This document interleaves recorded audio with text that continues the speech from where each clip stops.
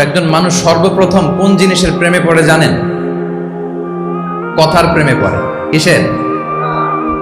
কথার প্রেমে পড়ে। কথার ধরন, কণ্ঠস্বর, তার অ্যাটিটিউড, তার শব্দের জাদু, এটা মানুষের হৃদয়কে জয় করে ফেলে।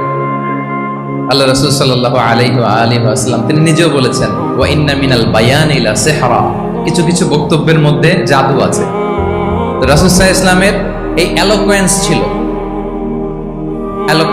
তিনি বলতেন, উতিতু জাওয়ামিউল কালিম, আল্লাহ তাআলা আমাকে সর্বমর্ম বাচন ভঙ্গির অধিকারী করেছেন।